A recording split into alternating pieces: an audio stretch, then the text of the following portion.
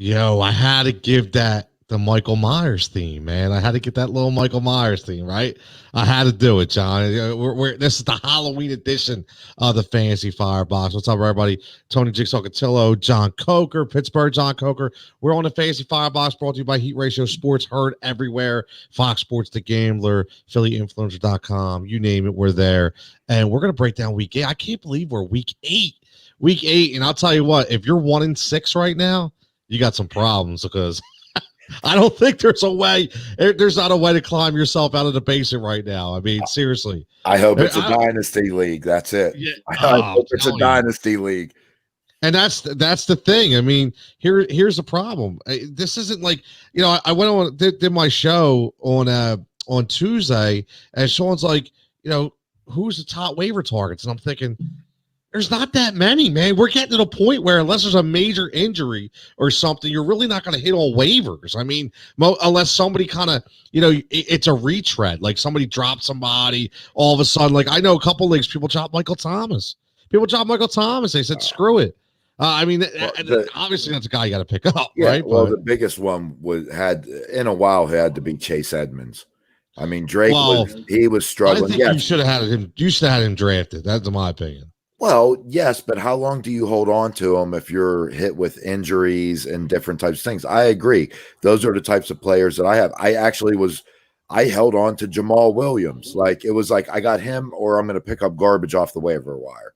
So it was like I didn't have that need to drop him, but I kind of put him in the same boat. When you have a stud running back and a surefire guy, I drafted Alexander Madison, but I had to cut him in week 3 because I couldn't hold on to – I didn't have Cook. Couldn't hold on. You drafted him as a handcuff, though. Not my handcuff. I drafted him. It was you have a shallow bench, so it comes down to you need 3 running backs that are starting, and I mean there's only 5 bench spots or whatever. So when you got 5 bench spots and you got to deal with bye weeks and injuries, he had to go. I can't wait for a Dalvin Cook injury. Nah, you're right, and again, I want to do something a little different tonight. Jenna's checking in, giving her love for Jimmy Garoppolo. Not on the fantasy show. I don't think so. Sorry. I mean, pick somebody else. I'll give some love, but Jimmy G ain't getting no fantasy love here. I don't think, at least for the rest of 2020. I mean, he got to prove me wrong. Well, Jenna says she picked up Scotty Miller this week. I actually think it's a good pick. I like Scotty Miller was one of my guys I talked about on Tuesday. I think, listen, he develops a rapport with Tom Brady, and again, here's the problem. Everybody's worried about Antonio Brown, but listen, Chris Godwin injured again. Mike Evans has just been a disappearing act. So, Scotty Miller, and I'll tell you, John, I don't know who else throws that ball in the end zone for a touchdown like that, like Tom Brady did to Scotty Miller last week. That was unbelievable. Yep. No, I'm every time I think of Scotty Miller, I always say Scotty P from We Are the Millers.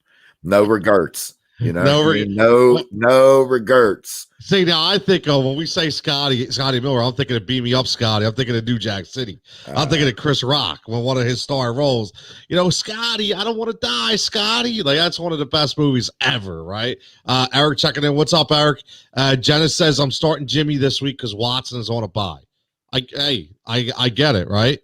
I get it, and I'm not a Jimmy G guy, but at the end of the day, I mean, you got to do what you got to do, and I'm glad, Jenna brings up Deshaun Watson because I want to get started right away because here's the thing. I mean, we could talk about waivers all day long. You know who you're picking up. We don't really have to touch on that. We're going to break down DFS lineups, and we're going to break down previews of the games, who we think are the guys we're looking at. We've been talking about this for the last 4, 5, 6 weeks. And John, I'll be honest. I think it'd be really neat to go back and kind of listen to our first 6 episodes, right? And when we broke down the divisions and we talked about guys who we thought were going to be, the big producers and guys that were going to regress. And I'm curious to see where we wind up because I'm crazy and I have some off the wall predictions, right? I get it. But at the end of the day, I think it would be interesting because Deshaun Watson is a guy and people, it's funny, every Wednesday, I do hits every day for the Gambler, and Wednesday is my warrior session where I try to pick one guy every week that's kind of exceeding expectations or kind of getting disrespected. And this week it was Deshaun Watson. And I'll tell you, people just don't even realize Deshaun Watson, John, it's right on your spreadsheet. It's everywhere. He's the fifth best fantasy quarterback right now. And people are acting like he's having a down year. 5 out of 7 games. 5 out of 7 games, 250 or more. 5 out of 7 games, multi-touchdown games. Listen, he's been over 20 points every single contest, and in the last 3 weeks, he's averaging almost 30, right? So at the end of the day, you have to really look inside the stats because remember, we're not talking about NFL stats. We're talking about fantasy stats. People have to understand that. Just because your team's not winning doesn't make you a bad starting fantasy quarterback. And that I think that's kind of what happened to Deshaun Watson, right? Yeah, he's getting a bad rap because the first 3 games of the season, he opens against the defending Super Bowl champs, the Baltimore Ravens, and the Pittsburgh Steelers. How successful are you actually going to be as any starting quarterback in the league? Look, throw Aaron Rodgers through that gauntlet. How does he perform? I'm not saying that it's going to be the same. Look, Aaron Rodgers, he's a once in a generation talent, or a couple times. But he got the bad rap for those first few games. And on top of that, Houston's just losing. They're not a good team, so he doesn't get it. But you could have good fantasy players on bad teams. Maybe not the Jets, maybe not the Redskins, I'm sorry, the Washington football team. Hey, my bad. We might get a letter by the FCC. Hey, you got to have at least a year cushion. We're still calling them the Oakland Raiders. It's no different. You know what I mean? It's still the San Diego Chargers every once in a while. So, hey, give me a break. It's only been a couple months. But look, Watson's putting up stats like he was expected to do at the beginning of the season. I mean, he was pretty much a unanimous top 5 quarterback going into the fantasy season. He was a dud the first 3 weeks. I said buy low. I bought low. I got him. And then for the past bunch, he's exactly what who he is. Hopkins or not, look, his game, Hopkins, don't get me wrong, is one of the best and definitely makes Deshaun Watson better. But by no means does that mean Deshaun Watson still can't play quarterback. I mean, it's tough against those. Yes, could he have performed better against the 3 top teams in the AFC if he had Hopkins? Yeah, probably, because he would have that go-to guy that he could just throw it up, just know that he's going to come down with it, have that confidence. He was getting it. He had Brandon Cooks brand new, Randall Cobb brand new, and Kenny Stills always hurt, only there for a year. You know what I mean? So, yeah, this is what I expected. John, Jenna says bigger news, John. Michael Thomas practiced. And I was thinking about that earlier. Jigsaw was all about the Michael Thomas. I said, you know what? It was like my last draft of the season, and I think I have 5th pick or whatever, and it was basically between Dalvin Cook or Michael Thomas, and I heard Jigsaw in my ear. He was chirping in my ear. I said, you know what? I'm a good drafter. I'm going with Thomas, and I'll make it work. Well, I'll tell you what, when your first round pick doesn't play for 6-7 weeks, I mean, it is an uphill climb. I'm climbing in the league that I drafted Saquon. I'm climbing. Right move, bad situation. You got to keep clawing, man. You got to get – that's why drafting's so important. Even those late rounds, you got to be smart enough to have that James Robinson as your 12th round pick. You know what I mean? Gaskin came out of nowhere. I'm sorry. Gaskin was not drafted. Justin Jefferson. You know what I mean? Jefferson, that's another late round guy. But, this is where you really got to find those gems. That's when it makes a difference. And what makes you a powerhouse is when you don't have Saquon down and you still get that guy. Right. So, exactly. That was my public service announcement. Hey, just remember though, I can't take the fall because Michael Thomas got hurt. Again, Same thing with McCaffrey, Barkley, Eckler, Marlon Mack. Not that he was a first rounder, but you know what I mean? There's one thing with down performance, but there's another with injury. Jenna says she's making moves. She's a fancy guru.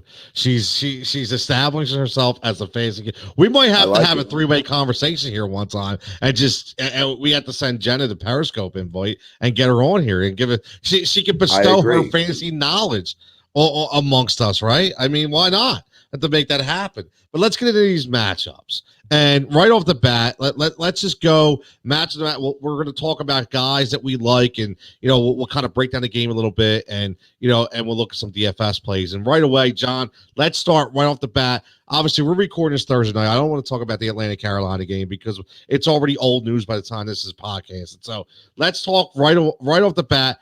The battle of the Titans, right? Pittsburgh and Baltimore. Pittsburgh 6-0. Baltimore 5-1. Can the Ravens take down the Steelers for the first time? Nobody has success at all this year. I don't see it happen. I still look at Pittsburgh. And the thing I want to ask you about Pittsburgh from a fantasy perspective is obviously you see Deontay Johnson come right back and he's scoring touchdowns at will, right? Juju last week looked like the guy that was getting all the play. Claypool is another talented guy. A lot of mouths to feed out there, John, in Pittsburgh. Ebron's getting into business. All right, they have a very talented offense. So let me ask you something. Going forward, because Juju did not start off well, I think we all know that. Is Juju or Deontay, if they're both 100% healthy, is one better than the other, or you just got to go week to week? What do you think? Depends on what the defense gives you. And I could see it changing every couple weeks. I mean, look, truthfully, and we'll spread a little daily fantasy in here, but I mean, the story is between Deontay Johnson at 5,500, Juju at 5,400, and Claypool at 5,200. Look at that. Look at that. But the point is, one of those guys is going to explode. But week to week, you don't know which one it's going to be. All right. Deontay's had a hard time staying on the field, but he seems like when he is on the field, he's getting the lion's share of targets. I don't watch game to game how the defensive backs are shifting, who's following who and what. But what happens is Juju was the number one. So shut Juju down. What happens? Deontay Johnson, he's blowing up. Then you start paying a little attention to him. Then Claypool comes. Now all of a sudden Claypool has a 4-touchdown game. He's a weapon. We got to watch him. I forget what game it was, but they had their best defensive back following Claypool around, which is absurd. But he was just coming off of it was Jalen Mills. Jalen Mills was following around on Tennessee because he was coming off the 4-touchdown game. So it's really going to be week to week, and Ben is smart enough to know that's probably the first thing that he does in the first quarter. He looks at where's their best defensive back and who's he's playing. All right, my favorite receiver this game is one of the other two. I tell you, man, it's one of those teams where you look at it and you're better off with the DFS lineup. You know what I mean? You're better because that's like you said. I mean, I don't think you could look at any other team. Maybe, two guys when we talk about Julio Jones and Calvin Ridley, but not three guys within a couple $100s of each other. You're not going to find it anywhere. I mean, that's amazing in my opinion. It really is. Eric says Pittsburgh's played some cupcakes this year. Yeah, they have. I'll give them that. Jenna wants to know, is Big Ben worth picking up? Not for this week. Although, who did Jenna say she just picked up to start? Because I was not a big fan. Jimmy G. Yeah, well, see, she's going with the homer. I'm going, no, I would pick Ben up, yes, but no. Truthfully, I will not start any Pittsburgh Steeler in. I may take a flyer, like if I'm in, a big one, I'll take a flyer on one of the Steelers receivers because I think one of them will put up a good game. I don't know which one. It's really a crapshoot. But outside of that and daily, no, I'm not thrilled with Connor, Roethlisberger, any of the three receivers, and I'm not that thrilled about the defense either. This is going to be smash mouth.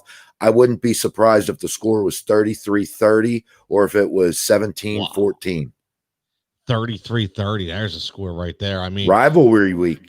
It is rivalry week. And I mean, listen, we're going to get to the Dallas Philly game in a minute, but one of the things that you talked about, I know Jenna asked about Ben Roethlisberger, who, John has these tremendous spreadsheets, does all his own work. We don't have to go to websites to get our stuff. We just get it from John's work. So, any questions to that, please give us a shout, because these spreadsheets are tremendous. And I'm looking right now as I talk just to get these numbers correct. And according to John, Ben Roethlisberger is only the 22nd ranked quarterback in fantasy this year. That's not good.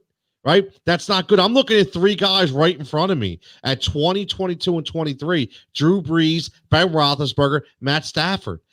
They're guys that should be way up the charts, right? And then you look at a guy we're going to get to right now, Lamar Jackson. Could people guess that Lamar Jackson's outside the top 10 and bordering on outside the top 15? He is the 15th ranked quarterback in fantasy this year. John, how do we not know this? Because it's a name. But I mean, that offense is not like it was. I mean, he has 1,100 yards passing. Like that is not, what's that on pace for?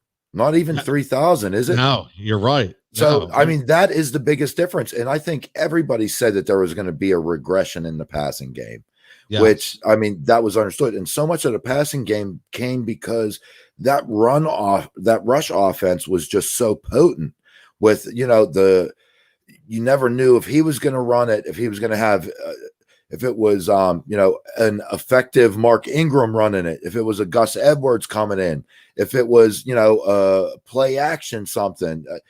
They just had so many wrinkles, but nobody could stop the run. Nobody could figure out what they're doing. And whenever finally you put 9 in the box, he was picking you apart. This year, he's not doing that. It's the passing game is why it's not there. I mean, look, he still has almost 350 yards rushing, which is nothing to, I mean, that's still on pace. He was on pace, I think, a week or two ago, still for like 900 yards or something rushing. The rushing touchdowns are down a little bit, like for what his pace is, but he's not having a bad year. It's just, it's not where it was, and certainly not where you drafted him to be. No, I mean, listen, this is a guy who we were talking about as being the number 2 preseason quarterback, right? In preseason ranks. I mean, coming off what he did last year. I mean, I'm looking at John's right now at his preseason ranks, and he's talking Mahomes, Jackson, Wilson, Watson, and Murray. And Kyler Murray is your number 1 overall fantasy quarterback right now. And I think a lot of us picked that, didn't we? I had him in my top 5 as well. Obviously, you're looking at my spreadsheet. I had him ranked number 5 going into the year. Yep. You can see my year projections. I had him at 7 or almost 700 yards rushing with 4 rushing touchdowns. Yep. He already has 430 plus rushing yards and 7 rushing touchdowns. That's how you get to be. He is the Lamar Jackson of Lamar Jackson had 7 rushing touchdowns last year at this time. I don't think anyone predicted that. I mean, that's a ridiculous pace to be on. Like, would you expect little Kyler Murray to have 14 rushing touchdowns? That's crazy. Yes, he was my number 1 quarterback going in, and I said this was his Lamar Jackson year. And I'm not saying that because I'm just patting myself on the back, but I think it was very easy to see. And this is why I'm so excited. Jenna's going to like this. I'm so excited to talk about Tua, because say what you want about Tua in Miami, but I'm telling you, he's right in my starting lineup this week. 100% Tua. I don't care.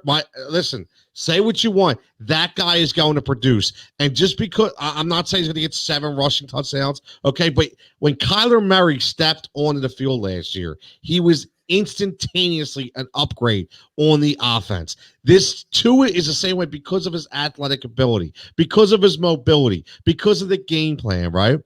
Jenna wants to know what's Tua's stat line for this week.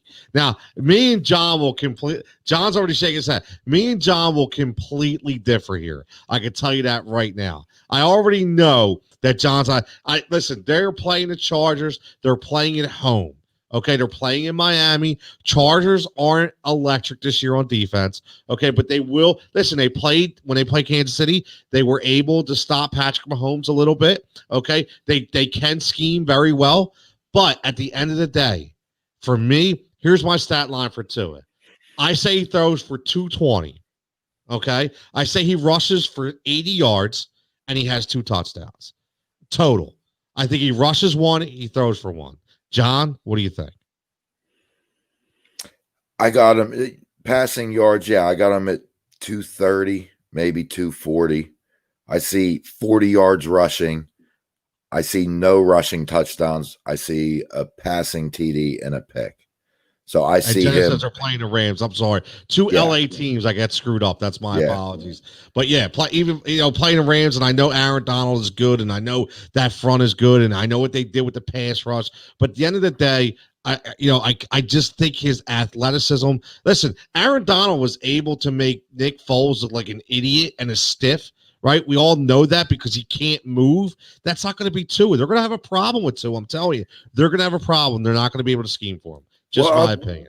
Well, I'll tell you this. I mean, taking Fitzpatrick out and putting Tua in completely changes that entire team from a fantasy perspective, in my opinion. All right.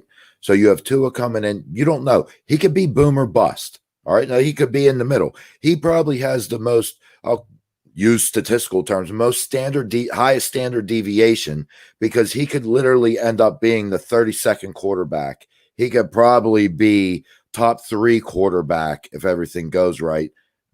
At the end of the day, he'll probably be in the middle when, if you prorate the rest of his season. My bigger concern is, one, I'm a Myles Gaskin owner, and I think 2 different leagues. So what impact does he have on that? It's going to be a different style of offense. What does that mean for, I'm not happy about starting Gaskin this week, but at the same time, I picked up Preston Williams in a very deep league, not to necessarily start. I think I might have, but it's between, that's the shallow bench league. I picked up Preston Williams because my other options are Gallup, who I cut for him, or Darius Slayton. That's where I'm sitting. So bottom line is the impact. What does Devonte Parker do? What's Gesicki? I think Gesicki might take the biggest hit. Yeah, I think so. I do. We can talk about that right now. I completely agree. Yeah, I'm truly less concerned with what Tua's stats are. I want to see what he does out there for 2 games before I do anything. Look, if it's a super flex league or anything, that dude should have been already picked up 2 weeks ago. But what he's going to do for the offense, exactly same situation as looking at the LA Chargers. All right, look, it was Tyrod, who's a running quarterback, who I hated. Keenan Allen with Tyrod Taylor as the quarterback, which I believed in 100%, and I was right 100% until Herbert comes in, at which point my immediate change in opinion of Keenan Allen flips like a coin, because now you have a different quarterback and a different MO, and that's when that was time. All right, I want Keenan Allen, and it proved exactly to be true, and I see the same thing here. I don't know who he's going to have to throw for 240 yards to somebody. So who's going to be his guy? That's the question. You're right. Who is going to be his guy? It's going to be Parker. It's going to be Wilson, like you said. It's going to be what is that guy's name? Mims and Dell Mims. Like, right? It's probably going to be somebody we don't even know, right? But my thing is, they put this kid in because they understand he's going to make mistakes, but they also understand that he has that ability to make things happen at any given time. So I'm excited. I'm looking forward to watching him play. On the other side of the ball in that game, when we talk about the Rams, I'll tell you what, I know everybody was focused on Nick Foles in that game and the Bears being such a direct on the offensive side of the ball. Jared Goff is not good. I'm sorry. Like, I watched that cat play, and I don't think he is good at all. I don't. He is, Jenna's going to hate this, but he is that Jimmy G-esque kind of player in the sense that they can't get touched. Jared Goff can't get rushed. He can't get pressured. He can't get touched. If he gets pressured, he's done. He's worthless. He's absolutely garbage. If he sits in the pocket and gets 5 seconds to look around and survey a field like Jimmy G, he will be fantastic. But what quarterback has that kind of time? Nobody. right? They don't have the Rams offensive line, except for Whitworth, is not playing that well. So, you know what? Here's the thing with the Rams against the Dolphins. I think this is going to be one of those crazy games. I do. I think it's going to start off slow, but then it'll kind of, it'll get productive towards the end. But I like the receivers. Looks like they're trying to trade Xavier Howard.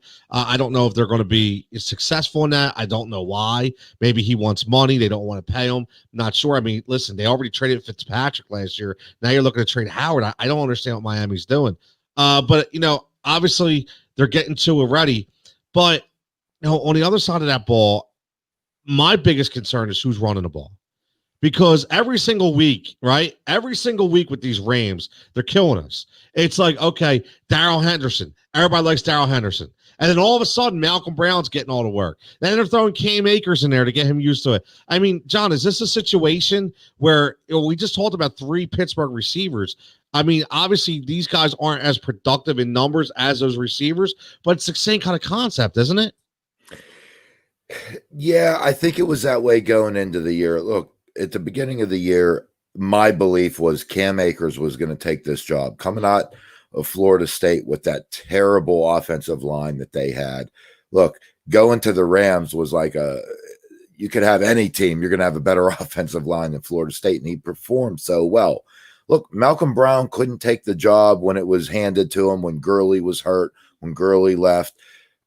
Same thing with Henderson. He couldn't capitalize last year and keep the job. So it was a real crapshoot going into the year. But I mean, look, bottom line is Daryl Henderson, it's his backfield when it's between the 20s. Malcolm Brown is the goal line guy, and Akers gets, sprinkled in there from time to time. That's what it looks like as of now. That's my belief. That's the best you could do moving forward. So enjoy the 80 yards or whatever you get out of Devery Henderson. Wow, the old Saints. Yeah. Yes. Daryl Henderson. He'll get a few passes. He'll take it 20-20. Malcolm Brown will be inefficient, but somehow steal a touchdown, and Akers will just, get a little bit here and there. That's the way I see it now, but you can't trust any of them. I don't feel comfortable trusting Daryl Henderson as especially in season log. When you get to daily, if the price is right, I'll do it. And what is he this week? I think I got him on here. No, I don't. So I didn't like his price. Well, the problem is when you get excited when you see somebody perform like Henderson did. You got excited because he looked really good. And I was asked in week 2, who's the guy going for it? I'm like, it's 100% Malcolm Brown. That's the guy you want to look at, right? Everybody thought that, but then all of a sudden, right? Then all of a sudden, here comes Henderson, and Henderson looks like a stud. If you watch game tape of Malcolm Brown and Darnell Henderson, it's Henderson 100% looks like the better guy. But they like Malcolm Brown because he's been in the system, and he's very reliable. He can pick up a blitz. So it's going to be like you said. It's all about the system, right? Who's going to play depending on who they play and what play calling they're doing at that time. But the thing is, the Rams, in my opinion, should be so much better on that other end of the side or the other side of the ball when we talk about offense, because they have some electric playmakers in Robert Woods and Cooper Kupp, and when they're not doing it, I'm telling you right now, it's all because of Jared Goff. 100%. Jenna wants to know, is there a better start this week than Jimmy G? I guess it all depends. You know what I mean? Depends on what we're talking about. I mean, there's probably about 15 better starts than Jimmy G right now, but if it's talking about who you're picking up, right? All depends. I mean, I'll take a quick look. Yeah, I mean, it all depends on what quarterbacks are out there. It all, you know what I mean? I guess she says, do you either think the Niners can beat the Shitbirds? I'm ready for Fred Warner picks. Fred, I'll tell you what, Fred Warner, unbelievable. Oh, you know what? I'm sorry. She said it is Tua. My bad. I read that wrong. Too many beers already. Is Tua a better start than Jimmy this week? That's a good one. That's an interesting one, man. I don't know. I'll be honest with you. I am so. It's hard for me to answer. Here's the problem. I don't like Jimmy G. Jenna knows that. John knows that. I'm not a Jimmy G guy. He really disappointed me. You know what he disappointed me? He disappointed me last year. Was it last year when he played the Seahawks and he looked like straight garbage? I think it was last year. Last year it was like week 6. He played Seattle and they threw everything at him and he looked like a little schoolgirl running away from the lunch monitor. And that's what he did. He wanted no part of anything. And right there I was like, man, this dude is trash. Like I was so out on Jimmy G. And before that, I was a big proponent of Jimmy G. But after seeing that, I was like, nah, I can't do it. Right. So my feelings are jaded a little bit. They really are, because I really think Tua is going to be really, really good. Jenna says, John said you love Jimmy. I used to. John knows that. When Jimmy first, it was the income of Jimmy G along with Jerick McKinnon, and you were 100% on board. Yeah. And then McKinnon tore his ACL or whatever he did that year, and Jimmy G couldn't carry it. Yeah, well, Jenna, just to get I don't know who's out there on the waivers. I don't know your exact league, but who I would play over Jimmy G? Definitely Justin Herbert, no doubt. Yes. Joe Burrow, no doubt. Teddy Bridgewater, no doubt. I would feel more comfortable with Stafford. I would probably go Derek Carr, Jared Goff over him. Well, remember, you know what? I would go Ben over Jimmy G, even though I don't like Ben this week. I am just not a Jimmy. Here's the thing, though. Seattle's got a really bad defense, man. I don't care. I don't care. With that San Francisco offense and their MO, yes, Jimmy G will put up a 300-yard game 2 times, 3 times a year. Look, I'm playing in fantasy. I'm not rolling the dice on that one. Sorry. So our buddy Rick checking in says Akers could have a similar season like Miles Sanders did in his rookie season. He could go off in the second half. He has all the abilities. He does. Yep. And we've always said this. What keeps you on the field as a rookie? If you can pass protect and you don't fumble the ball, right? So at the end of the day, I could see it, Rick. I could. This is all about McVay. It's all about McDreamy. You don't know what the hell he's thinking week to week. Sometimes he's an offensive mastermind, and other weeks he's complete garbage as a play caller. So there was a lot of questionable calls in that game, in that Chicago game, that I wondered about. I mean, some of the wide receiver screens he was throwing and some of the options, it just didn't make any sense to me. Sometimes I think he gets a little too cute. But I agree. He absolutely could, and that's why I was highest ranked on him going into the season. The only difference I see in terms of the Sanders situation versus this is McVay said from the get-go, he was like, why can't we have the same rushing attack that the 49ers do with 3 guys? He kind of laid that out as his groundwork week 1.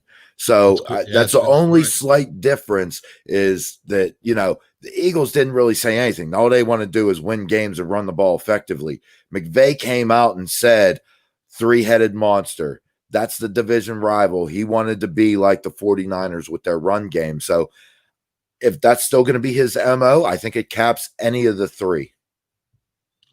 I completely agree with you on that. Seriously. I think, listen, they drafted him high for a reason, right? He definitely is their future. Well, and Henderson was a high pick too. Yeah, he was. I forgot about that. He definitely was. Al checking in. What's up, Al? Mike checking in. What's up, Mike? How you doing, boys? Jenna says, John, if I start Ben and I lose, I'm going to be upset. I don't want you to. I said I don't like Ben this week, but I would still play Ben over Jimmy G. Yeah, listen, there's a lot of. That's just me. There's a lot of good homer options. to homer. Yeah, right. There's a lot of good options out, right? There's a lot of good options. I honestly could say that when you look at this. And let's go right to this lowly game. Let's move over to the Jets game. Okay, the Jets and the Chiefs. I mean, listen, is there any way that you see anybody being productive on the New York Jets side of the ball? Honestly, I just that team is such a train wreck that they literally could go 0-16. They could. I mean, they're just so bad. They are. I can't believe Adam Gase, and I was wrong on Gase, man. I was certainly wrong. Gase to me, I thought had it all when we talked about being able to call an offensive game plan. And when he got Le'Veon Bell, when they signed him, I was like, "Whoa, here we go!" We're getting ready. And I'll tell you, man, I mean, we talk about here in Philly at the Eagles where players leaving Philly, leaving the nest, going somewhere else. And then all of a sudden, when we talk about the same thing, when we talk about the Jets and Robbie Anderson goes to Carolina and turns into the Robbie Anderson we thought he was, but in a different offense, right? So it's very, very interesting. But, John, I'm telling you, is there any way that you start a New York Jet in fantasy this week? Even in DFS, is there any way? I mean, are you really looking at like a LaMichael Perine? Really? Are you that desperate? Because I don't see anybody scoring anything. I got one guy. I don't care who. Look, the opponent is irrelevant when it comes to the Jets offense, okay? I don't care if they play the best or the worst. Like, I am not moving my offensive stats for any Jets. There is Jameson Crowder and Jameson Crowder only. Look, he may or may not perform. He's seen 10 targets in 2 games and 13 targets in 2 games. He's only played 4. That's what it was. The 4 games he played, he has not had less than 7 catches. Okay, he's put up touchdowns in 2 of his 4 games. I am not saying that this dude is the best ever by any means, but your question was, is there anyone on the Jets that you trust? And I traded DeAndre Hopkins for Christian McCaffrey in a 3-year keeper league because I had Jameson Crowder on the bench wasting away when I had Devonte Adams and Calvin Ridley. So Hopkins to get McCaffrey, knowing that I had Crowder to plug in. All right. So that was the only reason. PPR monster, man. Crowder's a PPR monster. That's what it look. What it is his floor. He has such a high floor. He's not going to go out and go off for like 2-3 touchdowns but no. He's going to give you steady production. You're not going to get the stinkers out of him as long as he plays. So we'll see. Hopefully this groin injury or whatever that he has doesn't hold him out. Look, I'm not thrilled about it, but yes, I will start Crowder. I'm okay with when he's healthy. So here's the thing. You talk about Crowder. Let's look at this we're going to do this fancy Firebox by the numbers. Okay. Weeks 1, 4, 5, and 6. He's played 4 games. Okay. His targets 13, 10, 10, 13. He had 115, 104, 116, and then he had only 48. This guy is a producer. He's a one, and his catches 7, 7, 8, 7. I mean, he's averaging 7 catches every week, averaging double-digit targets, averaging over 100 yards. So yeah, you're right, John. I mean, no matter what, I mean, this is definitely a guy that we've seen that had the ability in Washington that just never. I mean, he was injured in Washington as well. Okay, him and Jordan Reed were 2 guys that always had the potential but just couldn't stay healthy. And then all of a sudden, he has found a home.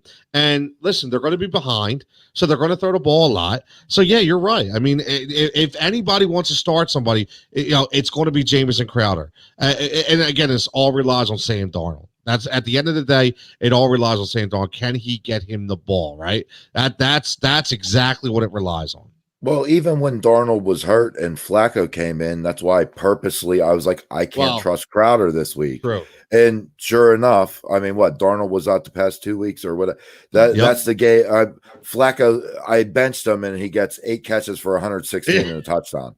I'm like, dude. And it was the right decision. I don't care. It was, look, you got a terrible team that brings in their backup quarterback, even though Flacco is a game manager and he's been around the league. I'm still not trusting a terrible team.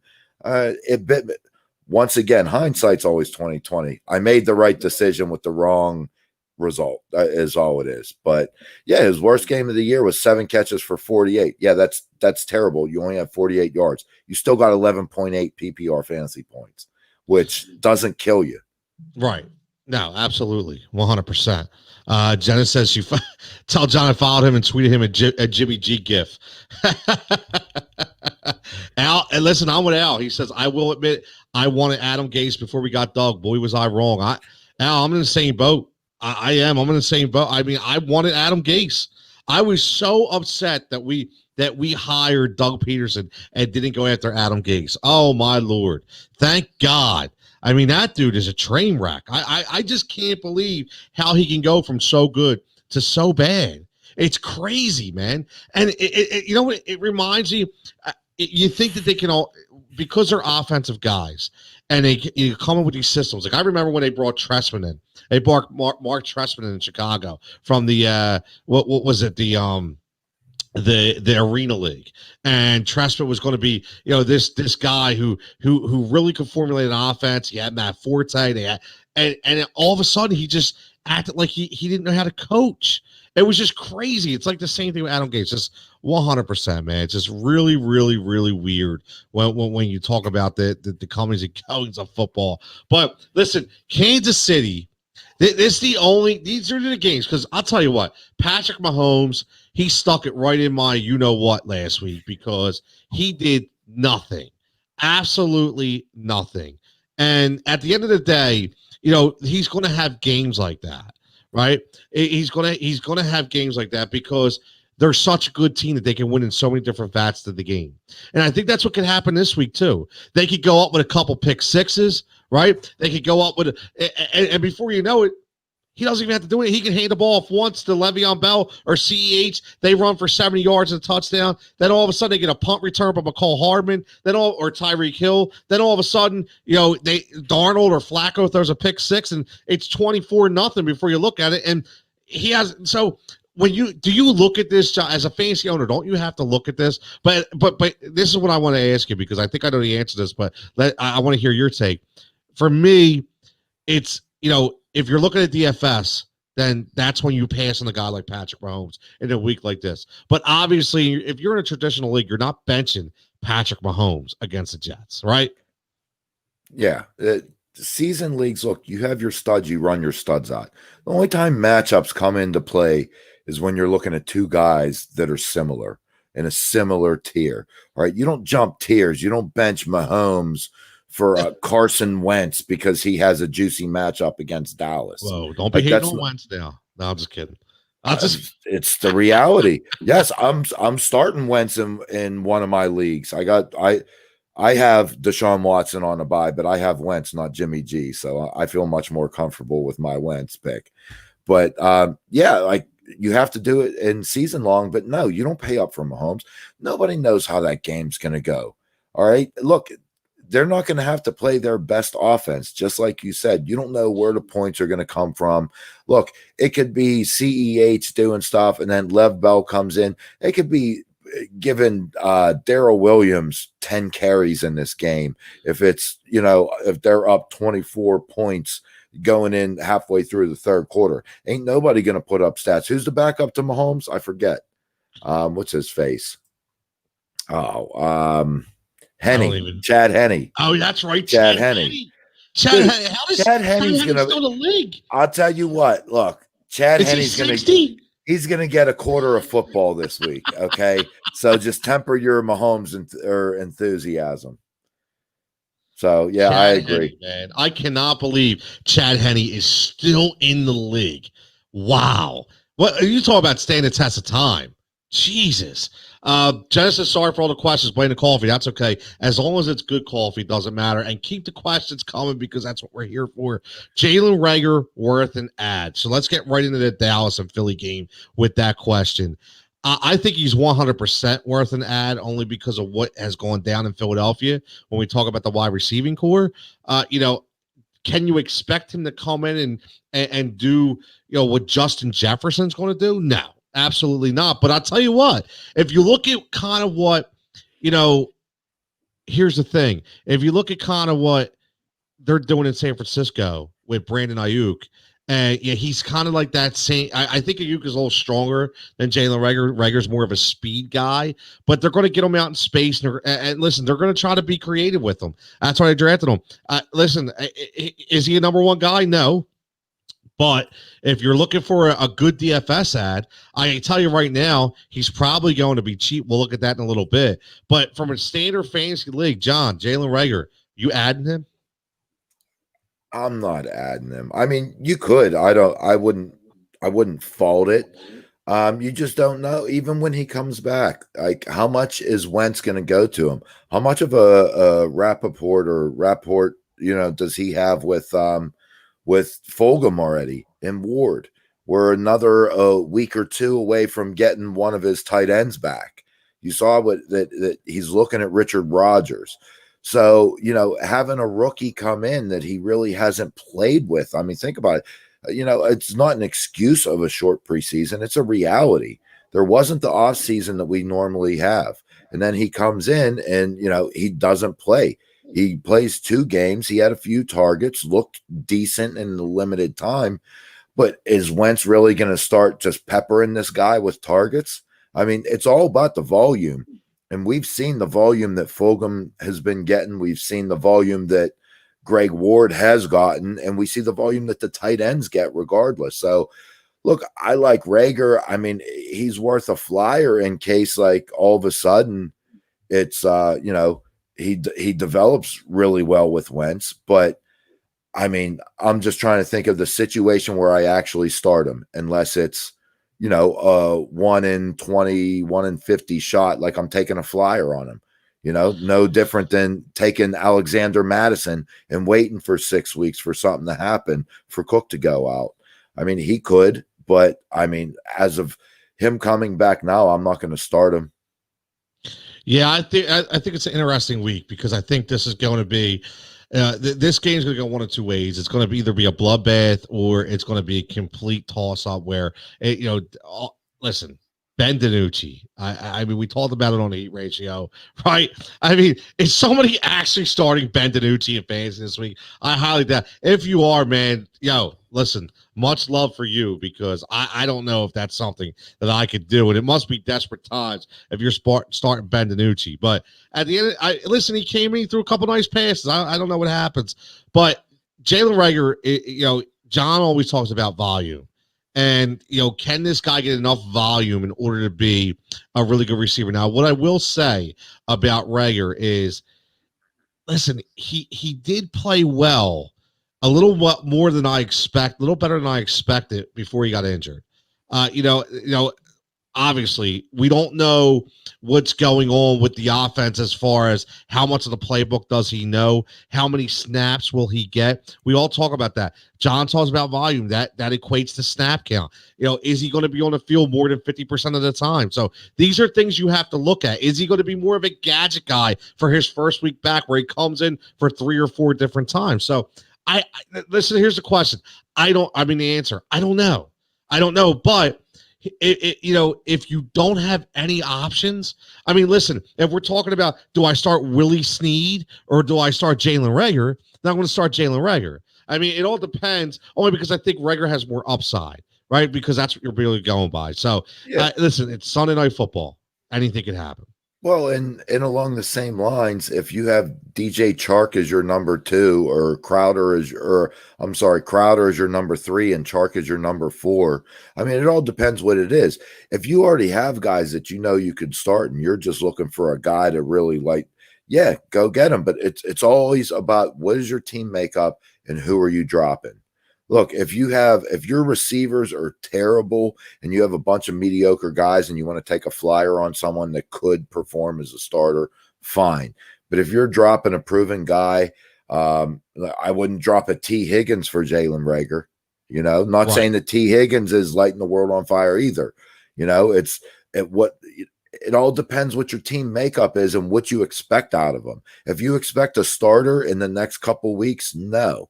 If you are looking for the chance of getting a stud receiver in 4 weeks, it depends. If you just had somebody like a Deebo Samuel go down, I mean, I don't know that I would cut him. It depends the bench. But there's guys that go down. And, if I had Michael Gallup, I might pick up Reagor for Michael Gallup because I don't see anything there turning around anytime soon. Jenna says, for a bench piece, Jalen Reagor, or would you or drop Scotty Miller? That's an interesting Scotty. one. Scotty P. You know what I'm saying? Scotty P. But I will say, as far as I'm concerned, after this week, when AB comes back, Scotty P is going to be non-existent because he's now a number 4 receiver. So, I mean, it's not the worst because Evans and Godwin basically, what do they play? 20% of the games together? Because one's always hurt. If it's not one, it's the other. If it's that, So, but it really kills them now when AB comes aboard. Scotty's the number 4 if everybody's healthy. Everybody's not going to be healthy, but he still then is the number 3 versus jumping into the number 2 spot now. Yeah, I mean, that's the thing. It's all about health, right? It's funny. Al says he's talking about Davis, and I assume he's talking about Mike Davis, on the Panthers. And again, Al, here's the thing. What's very intriguing about Mike Davis is he's a guy who's bounced around already at a young age, right? We've seen him, in Seattle. We've seen him in Chicago. He's only 27 years old. And I'll tell you what, I mean, he really played well in the absence of Christian McCaffrey. I know he's playing tonight too. Okay. But listen, he is a lot better than I gave him credit for. And I'll tell you what, I think he's setting himself up to get paid in the off season because I think he only signed a 1-year deal with Carolina to be their backup. And if he doesn't want to be a backup, I'll tell you what, you look around the NFL landscape, there's some teams that are desperate for a number 1 running back. And he's not a guy who's going to blow you out of the water, and kill your pockets. So he could be a very sneaky option. I'll tell you what, I would love, listen, if he still wants to be a backup and for some reason Carolina doesn't want to pay him, I'd take him in Philadelphia in a heartbeat, man. But fantasy wise, if he's starting, I'm starting him.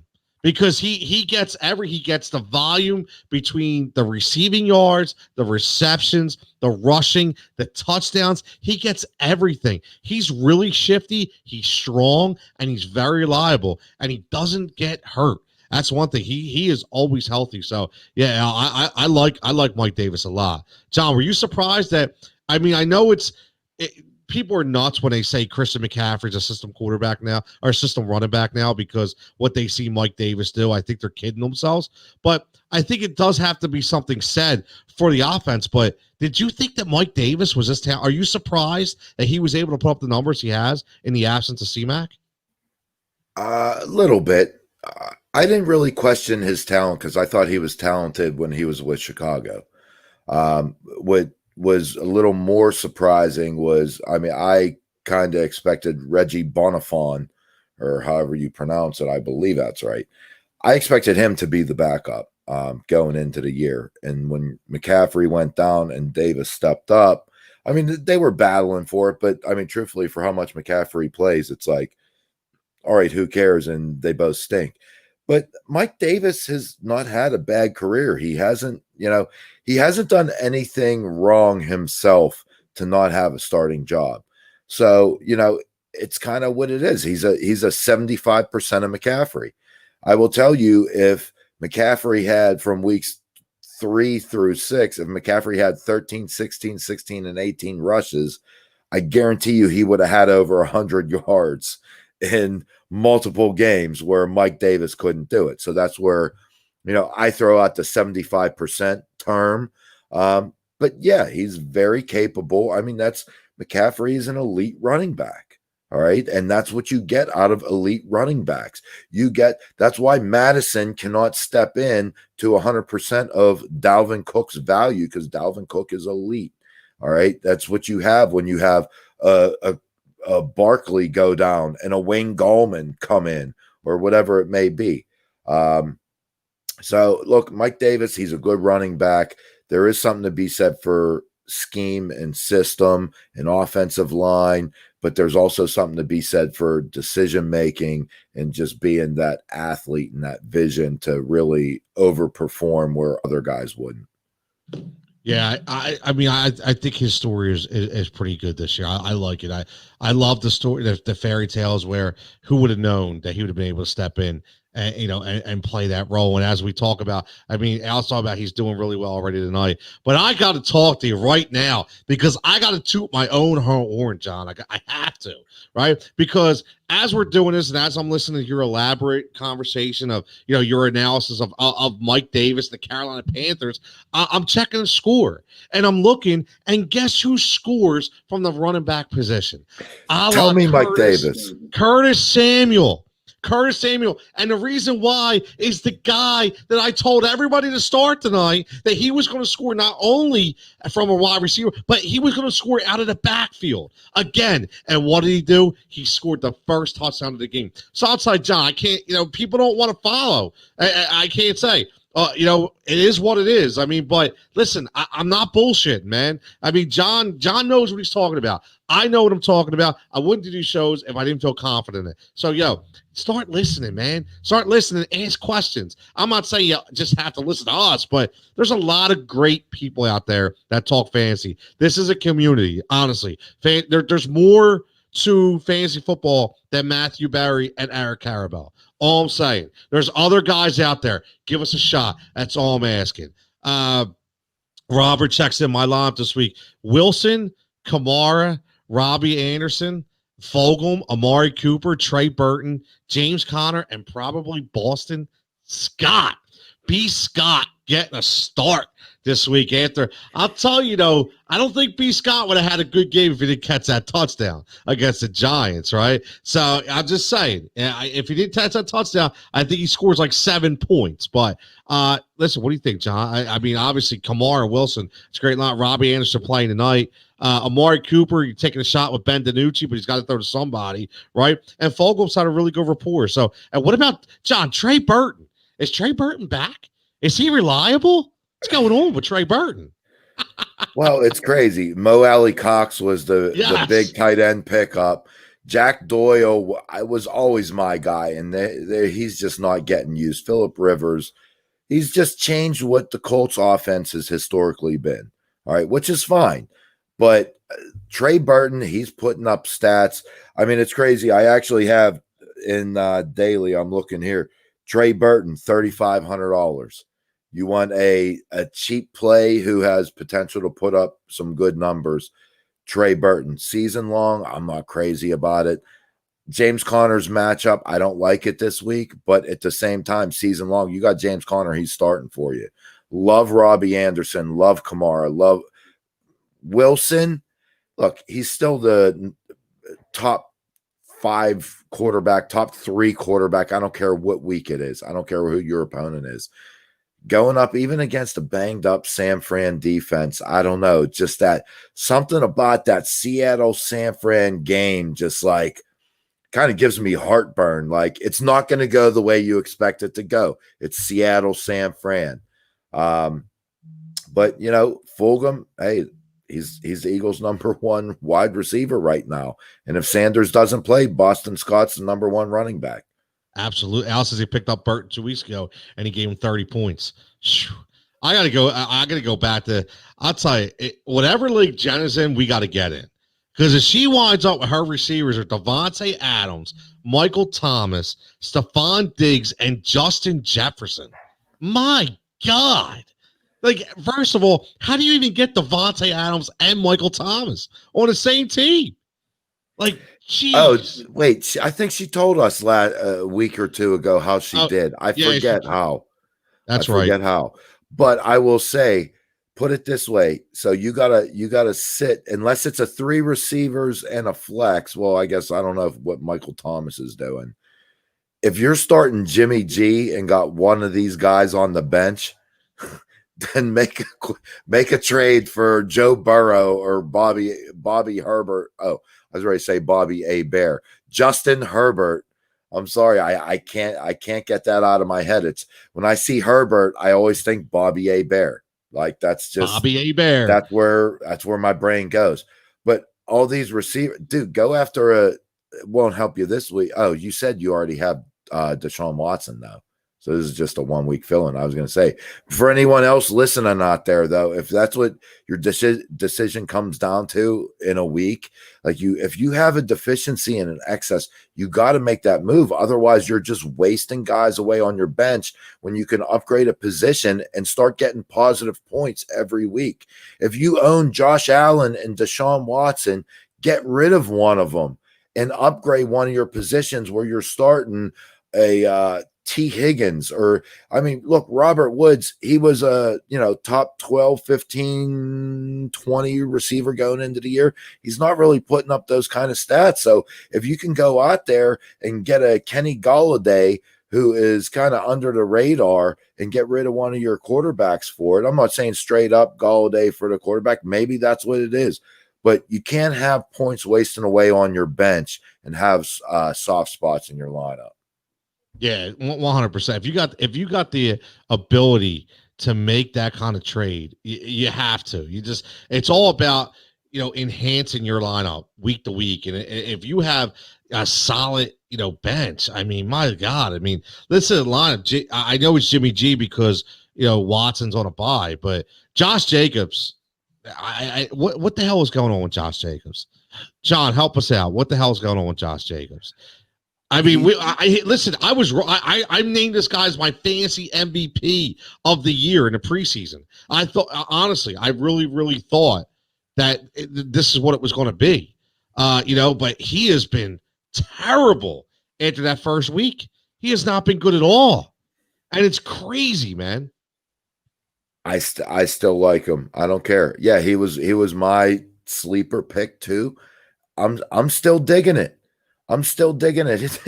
He's getting the carries. Look, the yardage ain't there. It may not be the best offensive team, but he's getting the yard. He's like slow and steady. All right. He's not lighting the world on fire. I don't care. I like him.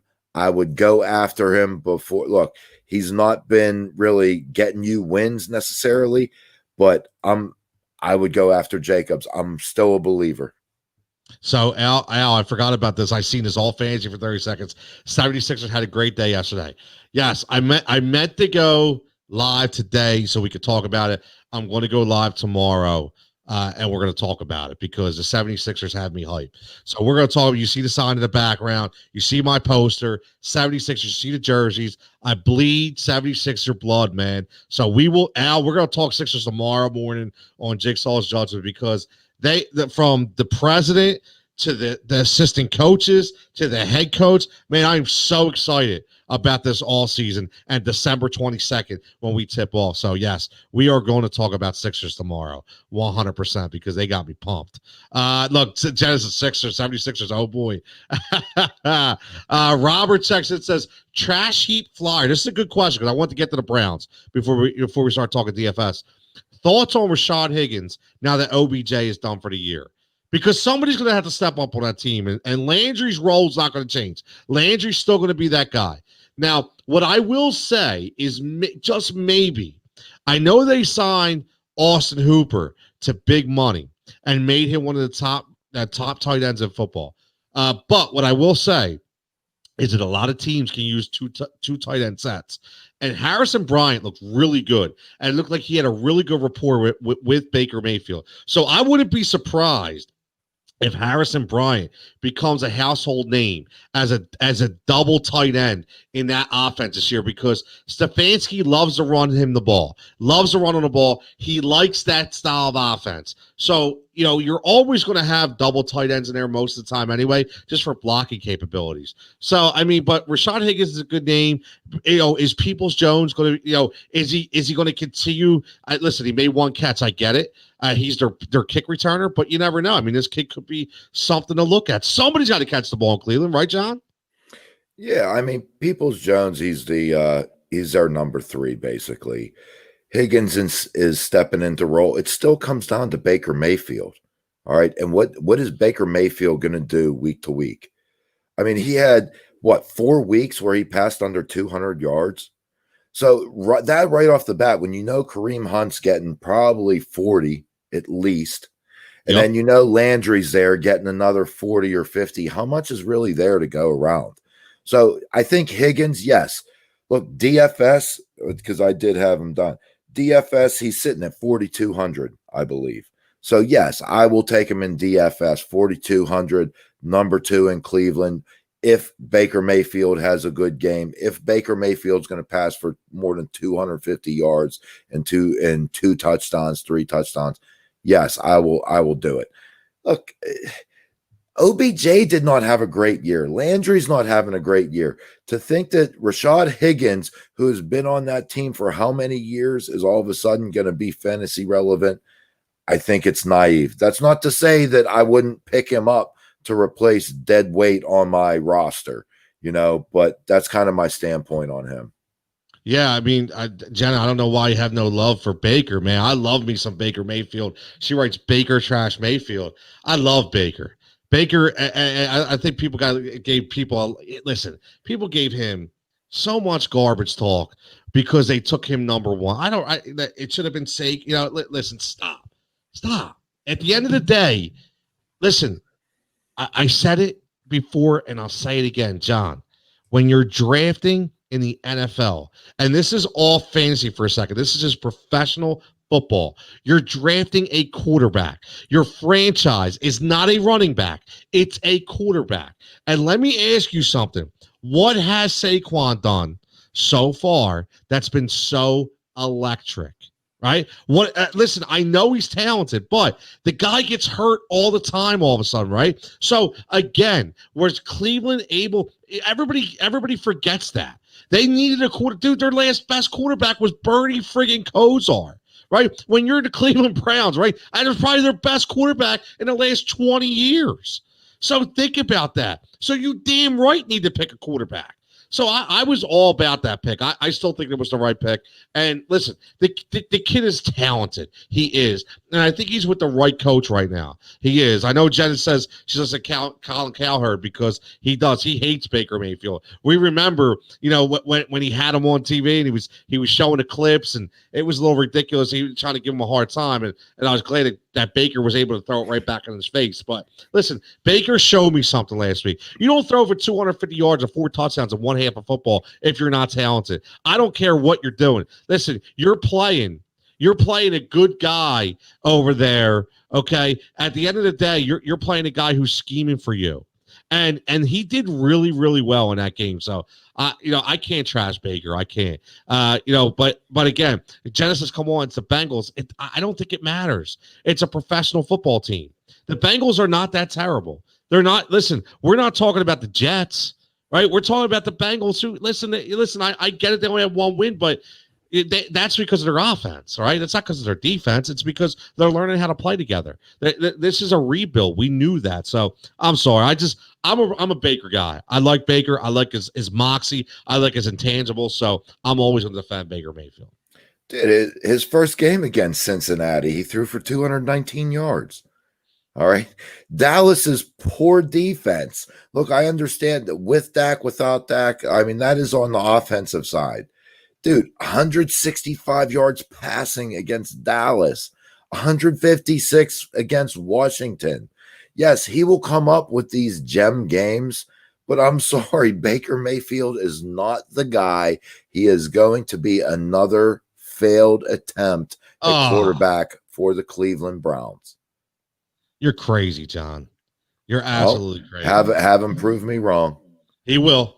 He definitely will. Okay. I'm waiting. I'm waiting just like Jimmy G. Just like Jimmy G. That's funny. Listen, even Andre. Listen, everybody's ganging up on Andre checking Baker is a fraud. You guys are crazy. Baker's not a fraud. The dude is talented, man. He's absolutely talented. You guys are nuts. 100%. Yes, you are talented if you are a starting quarterback in the NFL. No question. You're talented. But the elite of the elite, and is he going to remain talented for a decade? No. Look, nobody's talking about elite. Nobody's talking about elite. All right. All I'm saying is I hope he holds on to his job for 5 years. 5 more years, let's say. Time will tell. Only time will tell. Look, yes, he could. Like, I'm not so naive that I'm saying that Baker Mayfield is never going to turn into anything. But at the same time, he has not shown me anything that I believe that he will not be a flop. Well, we shall see. We shall see. Let's get into some DFS talk here.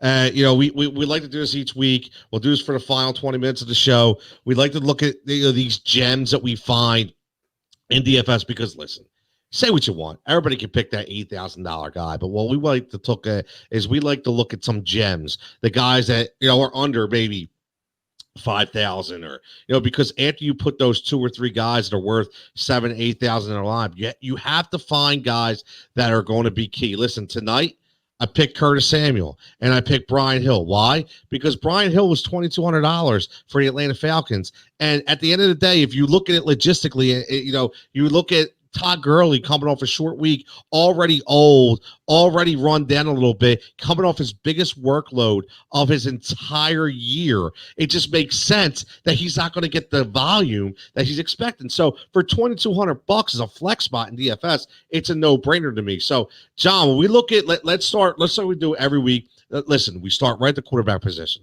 Okay. And Patrick Mahomes screwed me over last week. I picked him as my DFS quarterback. He did not do well. I will not be picking him again. Okay. So I think there's some very intriguing options when we look at this. Okay. Minnesota's defense is an absolute train wreck. It's been a train wreck. You have Aaron Rodgers sitting there, at $7,600. He's the 3rd highest priced quarterback in DFS. I like him. I do. I like Aaron Rodgers. Okay. So you go down the line a little bit, though. Okay. And I'll tell you, somebody who's sticking out to me. And again, listen, you can say what you want. Okay. But every now and then, certain guys perform when you least expect them to. Okay. And I don't think for 1 second that Drew Brees is not, and I know they're playing the Bears. I get it. And they're playing at Chicago. But I still think that Drew can get you a decent total this week, because, listen, if he gets Michael Thomas back in some capacity, that offense completely changes. And even though the Chicago Bears has shown the ability to rush the quarterback, Eddie Jackson may not play. He is in concussion protocol right now, which is their best guy besides Kyle Fuller in their secondary. And their pass rush has not been that great. So Alvin Kamara, John, we talked about this off air, being the number 1 overall player possibly in fantasy this year, definitely from the running back position. So I think Drew Brees has some options. John, when you look at the quarterback position DFS, what are you looking at for week 8? Well, look, Rodgers has the juiciest matchup, but I don't know if we are on air or off air talking about it. Look, you don't know. It's similar to the Kansas City Jets game. Look, Minnesota is not as terrible as the Jets by any means, but at the same time, I could see that game go. I could see it being like, if Aaron Jones was playing, I don't believe he's going to play. I really don't. If he was playing, I could see this 150 yards rushing and 50 yards receiving type game where Aaron Rodgers, all he has to do is throw for like 220, 2 touchdowns, no picks, they cruise. That's what I could see. So when I see an Aaron Rodgers at 7,600, I can't pay up for that. Can't do it because the game flow and the vision matchup, I just don't see it being that competitive. Look, I mentioned earlier Joe Burrow and once again Bobby A. Bear, Justin Herbert, Justin Herbert. Herbert's at 6,900, which is a little pricey for me to take. All right. So, I mean, the guys that I looked on that were, intriguing, it was Herbert. I actually put Mayfield down, 6,100 isn't a bad price. Tua at 5,600, you want to go super cheap and hope, depending on the type of contest you're playing. You mentioned Jared Goff. Goff has not been lighting the world on fire, but it's 6,500 against Miami. Not that bad. I'm going with Joe Burrow at 6,200. I'm sorry. That's my guy. I think they're playing Tennessee.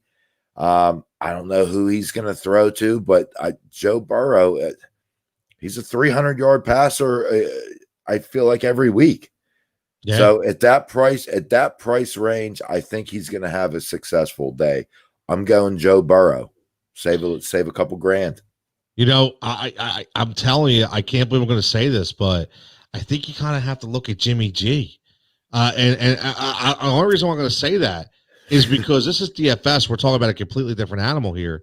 And for $5,400, going up against a 32nd ranked defense in the NFL against the pass, listen, and that's a really good value play. I mean, we're talking about $3,000 less than the number one quarterback. That $3,000 is a tremendous difference between you grabbing two wide receivers that are under $5,000 to being able to grab two that are $7,000. And when we were talking about DraftKings, that's a tremendous value, 100%. So let's sling right over to the running back position.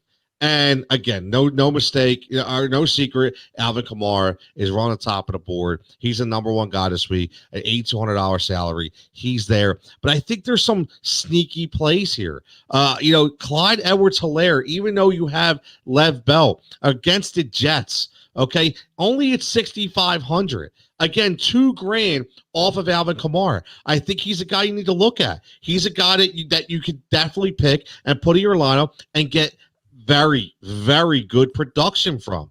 Okay. And then you got to go down the list. I really love what Deandre Swift is doing. He's slowly but surely becoming that number one guy in Detroit. He gets a lot of catches out of the backfield. He's very talented. And last week he was getting the goal line work as well. He already scored. So at $5,300, he's the number one running back to me. What do you think, John, when we talk about running backs?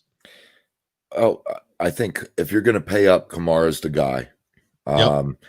I contemplated, is it Kamara or Kamara? Because I go back and forth all the time. Now it's Kamara. It's Kamara, he says. That's I contemplated going Kamara and Henry, thinking Henry against Cincinnati. But for $8,000, I am not that confident. And look, Derrick Henry puts up 110 yards and a touchdown. It's good, but it's not 8,000 good. If you're spending up 8,000, you need more than $120 and a touchdown with no catches. All right. So I shied away from that. Look, Josh Jacobs, who we just touched on, at 6,200.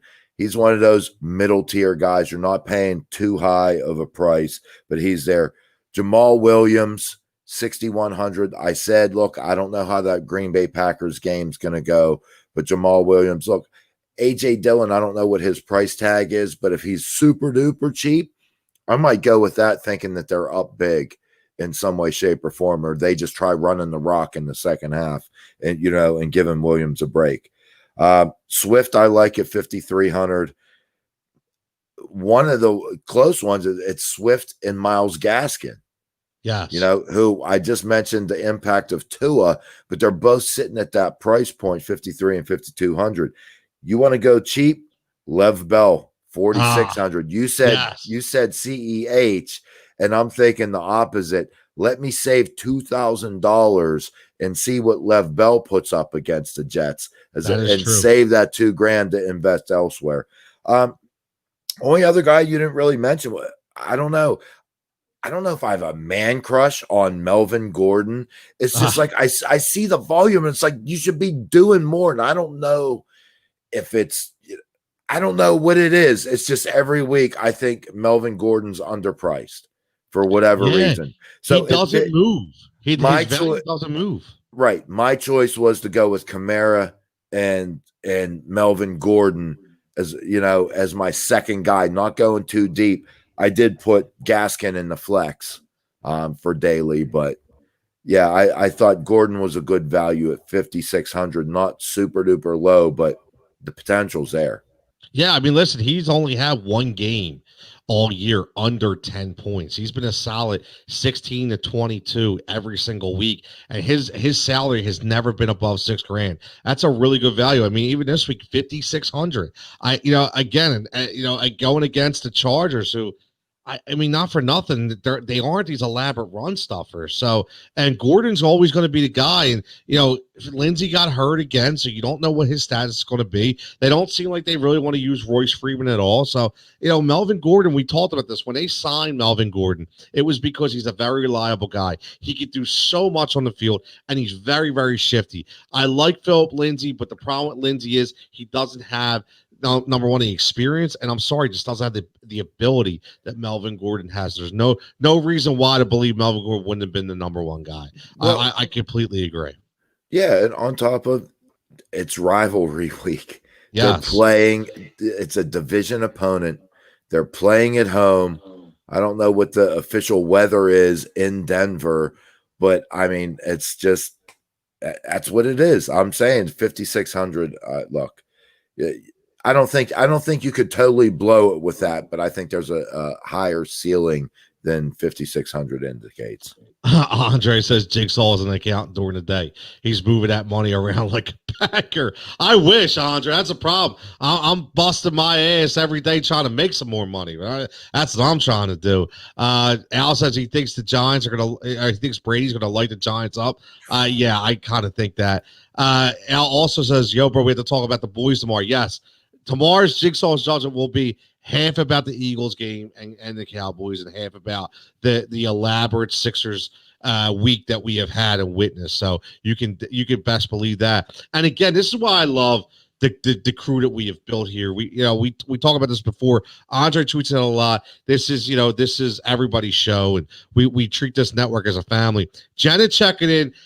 Trevor Lawrence breaking roost tested positive for COVID. That's a very I'll tell you what. What's going to happen when Trevor Lawrence says he's not going to the NFL, right? What's going to happen when Trevor Lawrence decides to stay in school one more year? Well, it's crazy when you think about it, but it's a very high possibility. Now, with him testing positive for COVID, maybe this changes because he gets it out of his system. I don't know, but again, that's breaking news on the show. I'm not watching that. More breaking news. Andre checks in. Julio has 85 yards already receiving it. It's early in the second. I got a prop bet that I already won. It was over and under Julio for 80 yards. So looks like I already cashed in on that for sure. And again, Curtis Samuel's eating tonight. Well, I told everybody to start Curtis Samuel in DFS, right? He was my pick for the first touchdown of the game. He was my pick for DFS at 5,400. So I'm glad. It looks like I'm actually going to be eating steak tomorrow for once. I don't know, John. Maybe some prime rib. I'm not sure. Yeah, baby. I'm coming over. Let's go. Tell me what time. You got it, man. I'm cooking for everybody tomorrow. I'm good. I'll throw them all up on the grill. We're ready to roll. I'll marinate them overnight. Let's go. Let's finish up on these wide receivers. We'll talk a little tight end as well because I think they need some love, especially a guy like Mr. Hawkinson out there in Detroit having a really good week. But when we look at the receiver position, after what happened last week, and what I mean by that is seeing the game, the Devonte Adams explosion. I know Tyler Lockett exploded, but Tyler Lockett exploded because of one guy, Patrick Peterson. That's why he exploded, because Patrick Peterson, man, for anybody that said that 30-year-old quarterback was shot and they shouldn't have paid him. And I remember Philadelphia Eagles fans saying, I don't want Patrick Peterson. He's too old. He's too much money. Dude, he locked down DK Metcalf, okay? So Tyler Lockett was a recipient of that press coverage. But John, Devonte Adams, is there any way that he's not your week-to-week DFS starter when we talk about high-money starter as a wide receiver? 8,800. 8,800. That's a big number. 8,800. That's a nugget out there. That's a big nugget out there. Yeah, it is. Yes, he's my guy. But 8,800. I mean, think about that. What's Kamara at? He's sitting at 8,200. He's 600 more than Kamara, who is the second best on average fantasy points per game for this year, ahead of every quarterback but Russell Wilson. And Adams is 600 more. I'm just saying that's a pretty penny. Like, I wanted to get him, I could have got him, but I mean, you just got to look at, if you want to get 3 times value, look, that's what do you sit now? That's almost 9. He got to put up 27 points. You know what I mean? To get 3 times value. That's a big asking. So, if he puts up 24, even though it's a good day, it ain't worth it. 8,800 or 88, 8,800 you spent. It's a big number, man. And the thing is, you're going to spend that kind of money, he better produce, right? I mean, And we talk about that all the time. Yeah. And that's what I went in and I was like, oh, I'm definitely getting Adams. And then I was like, I saw 88. I'm like, whoa, what? back up a little bit, right? I was like, hold on, let me look at other stuff first. And Rick checking. He's like, I like Swift for DFS. I 100% agree, Rick. That's what I was talking about a little earlier. I love DeAndre Swift at DFS. Colt will stop AP running. His carries have been going down a little bit each and every week. So Swift is starting to get that. He's getting the goal line back, man. He's getting the goal line carries. Earlier with the comparison was who was Akers to Miles Sanders. Yeah. I see Swift being this year's Miles Sanders. That's what I agree. And John, we'll go back, and me and you both called that in the preseason when we broke down the NFC, and we talked about DeAndre Swift being that guy before we knew they signed Adrian Peterson, but still, we just knew his capabilities, his talent. But look at this. I gotta say it again. Our people are checking it again. Curtis Samuel with another touchdown. Just called a receiving one. So again, I just called 2 touchdowns to Curtis Samuel. Trying to help everybody out, Don. I hope they're listening. That's all I got to say. I hope the Twitterverse is listening. Getting paid, right? Dropping that. I'm dropping knowledge, right? I thought about him too. Al says you talk about Devonte, but that was too much money. 8,800 is a steep number when we look at that, because that's really going to cut down everybody else. It is. I looked at guys like Tyler Boyd. I think he's got a good matchup. I know you talked about Joe Burrow. I think Boyd ties in with that at only 6,600. And it's a really good number for a wide receiver who I think is going to be really, really good. T. Higgins, you want to even go lower. T. Higgins, who I started last week at DFS, again, 5,600. That's good value. Deontay Johnson. We talked about, you talked about it with Johnson, Smith-Schuster, and Claypool, all $100 within one another. Amazing. You just hit on 2 of my 3 receivers that I have.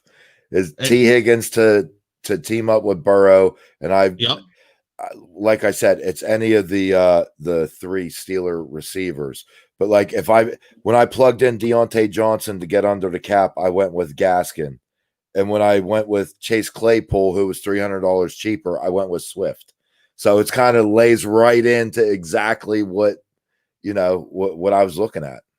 I'll tell you who I like, and I know this is going to hit home to Philadelphia, and I talked about this on a Daily Ticket on Fox Sports The Gambler on Tuesday, but Nelson Aguilar is sitting at 4,700 going up against Cleveland.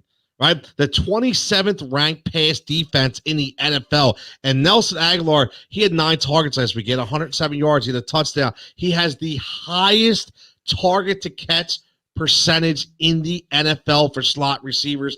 And I'm telling you, he is starting to really cement himself as the number 2 option behind Darren Waller when it comes to the aerial attack in Vegas. I almost said Oakland. I will say Vegas.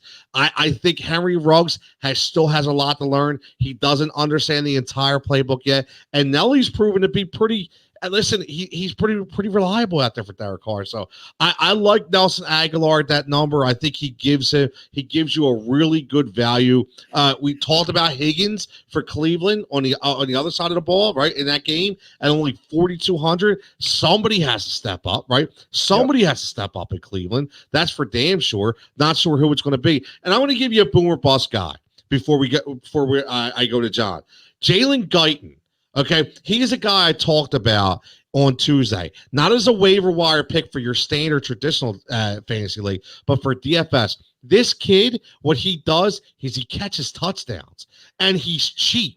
Okay, he's very, very cheap. He's only cost you 3,600. He could be a fill-in guy. I mean, listen, he only gets a couple catches, but listen to these, John. Listen to these averages: 42 yards per catch.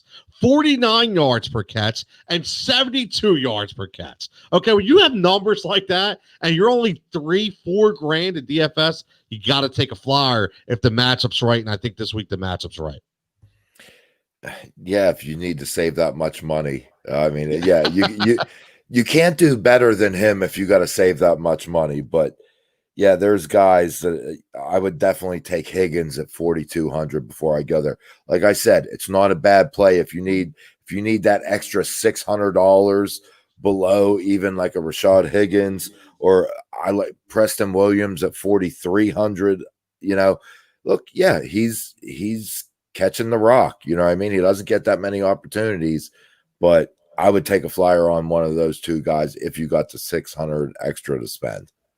Yeah, 100%. I like it. I like it. I mean, listen, there's so many. The great thing about DFS is there's so many ways to build your lineup, and I love the fact that you know what I mean, that you can kind of mix and match as well in different leagues. And I know, look, I just want to throw out. We always leave out the tight ends that you. No, we're gonna go tight ends. Oh, okay.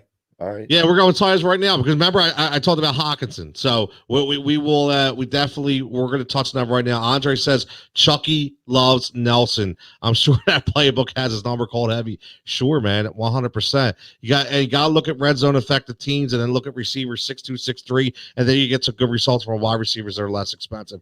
100%. I think that's where T Higgins keeps coming in, man. I mean, listen, he's been good, and we're going to get to the tight end position now because that's where these guys came in. Like, that's why Jimmy Graham is so explosive in the red zone because he's so big, right? He's so big. He's just uncoverable, man. He really is. It's very hard to cover Jimmy Graham.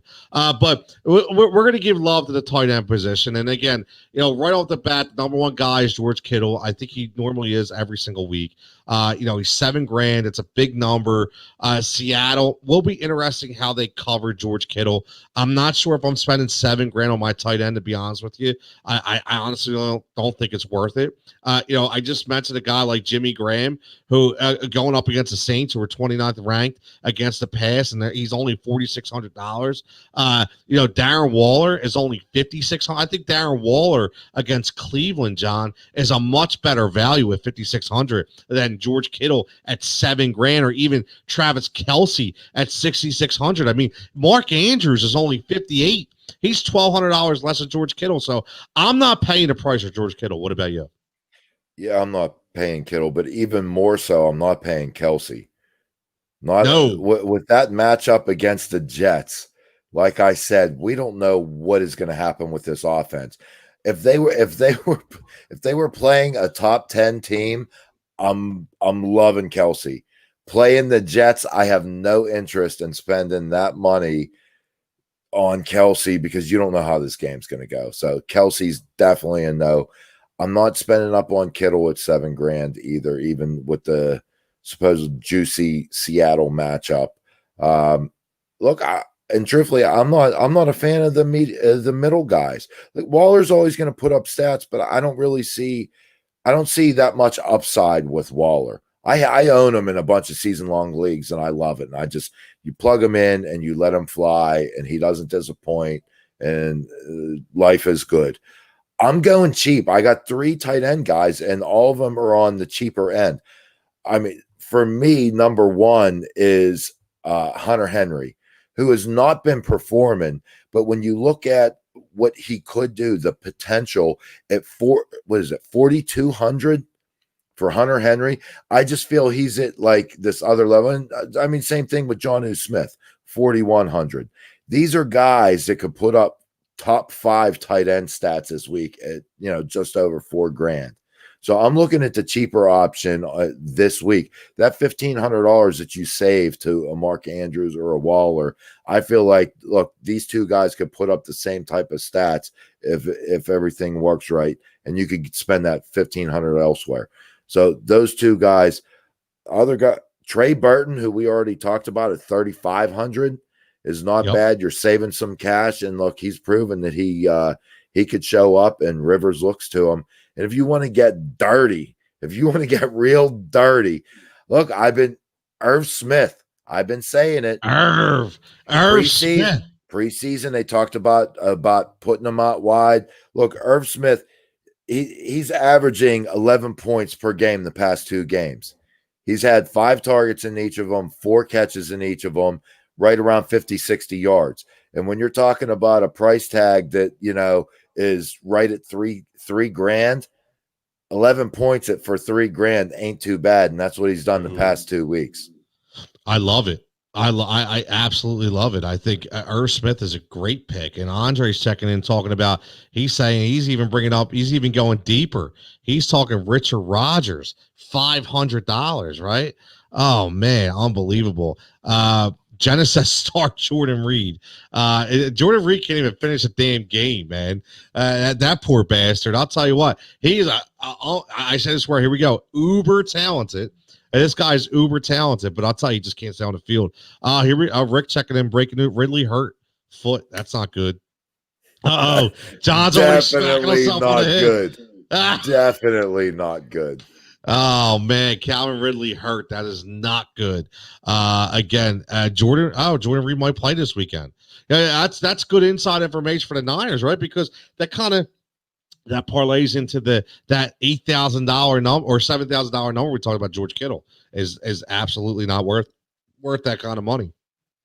Look out for the game on the last play. Oh man, that sucks. So Ridley's out. That's not good. That's not good.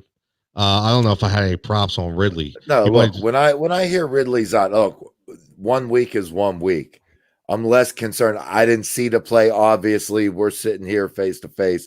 I ain't got the TV. I'm focused on our fans and our discussion and putting out good content. But I will tell you, I'm not worried about Ridley this week. Don't tell me it's some Liz Frank injury and I'm done, or tell me that it's it is what it is. Low ankle sprain I could deal with.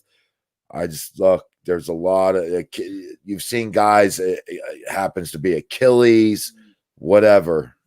John says Ridley is out forever. John needs bad luck.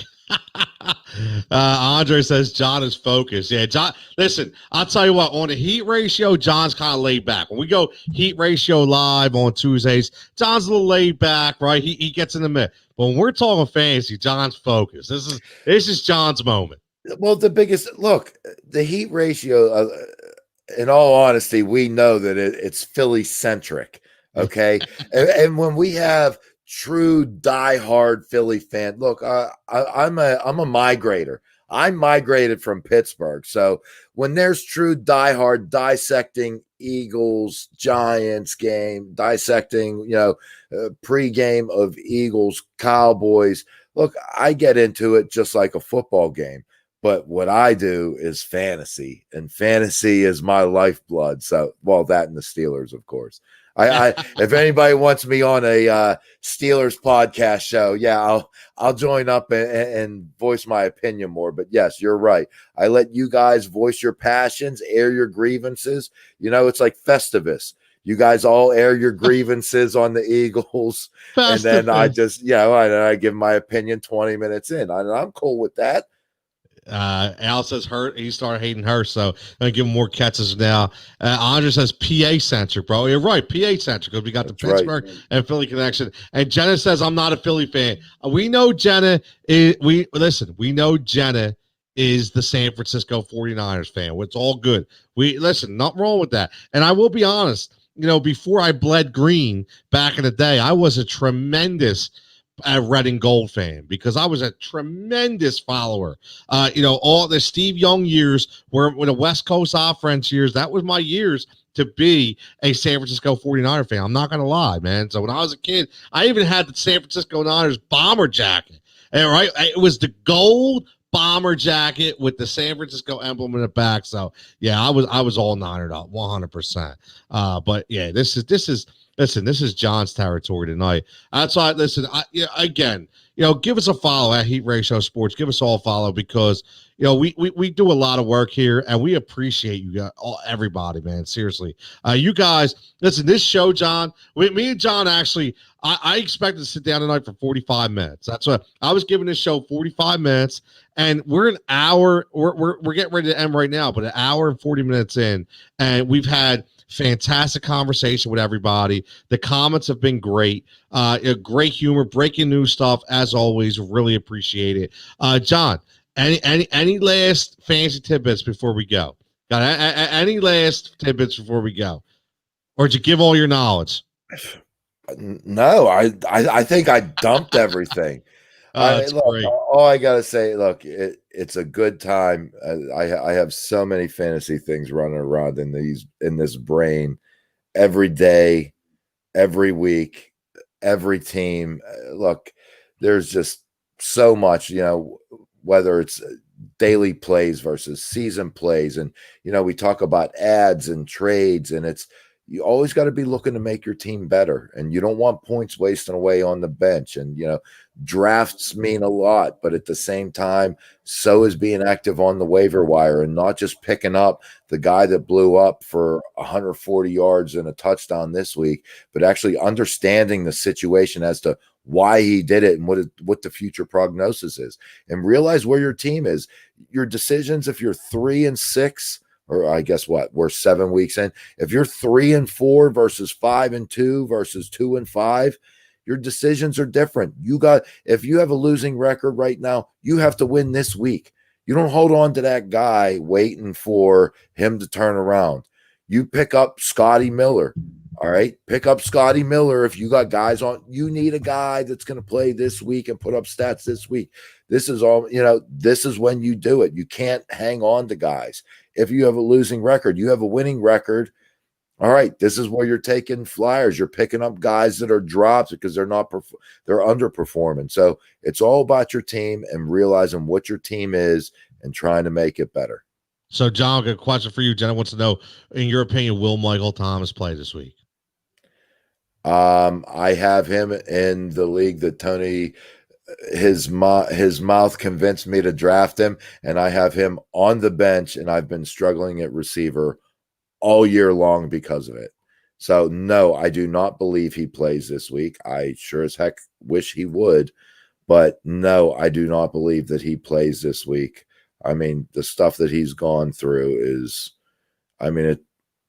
injury, discipline, new injury, and I don't think he plays this week. I don't know why. Until I see him show up on the field and be Michael Thomas that we know, let alone he's coming back from the high ankle sprain. So it's not like these guys come back at 100%. It's one step down from having a Liz Frank injury, that you're coming back for, and it's going to nag them all year. Well, that's the thing. I think he does play this week, but again, I don't think he gets a full slate. I think this is a week where, it's kind of a feeling out week, and I think he's still hurt. That's a major injury. The high ankle sprain is no joke. We've talked about that before in the show. So I think he does play because they just want to see him get out there a little bit.